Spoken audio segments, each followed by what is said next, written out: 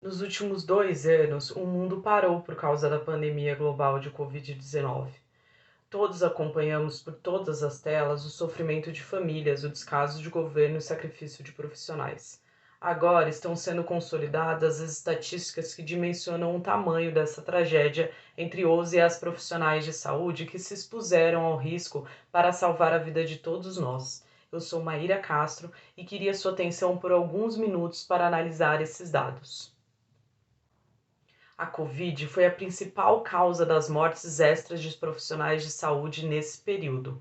A cada mês, há um número médio de mortes em todas as profissões, mas a pandemia levou esse número especialmente para quem precisou, por ofício, se expor mais a esse risco.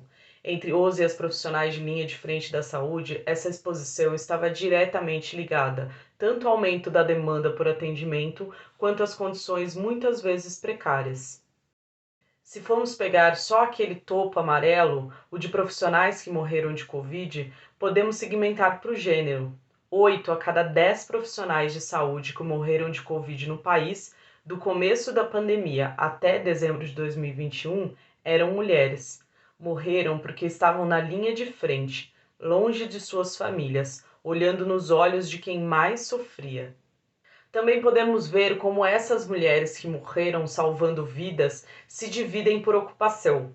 Médicas havia muito poucas, enfermeiras um pouco mais, mas a maioria dessas guerreiras que morreram expostas à Covid no cumprimento do dever, tentando salvar vidas, ocupavam os postos mais modestos da saúde, os de técnica e auxiliares de enfermagem. Eram essas profissionais que estavam sempre lá, ao lado de quem sofria com a doença, da triagem de todos até a morte de alguns.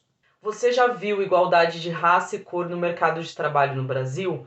Pois é, isso é apenas um sonho quando falamos de representação e salário.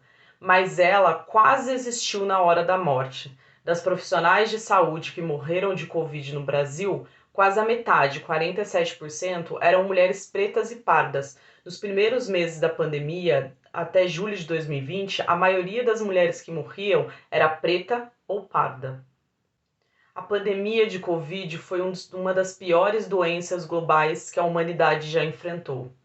O descaso de um governo federal autoritário e negacionista fez com que os profissionais de saúde precisassem enfrentá-la nos primeiros meses sem equipamentos de proteção individual, expondo-o ainda mais aos riscos de morte. A falta de prioridade para a compra de vacinas atrasou em meses o controle da curva de mortes. O estudo da Universidade Federal de Pelotas estimou que 4 a cada 5 mortes poderiam ter sido evitadas caso o governo tivesse tido uma postura diferente.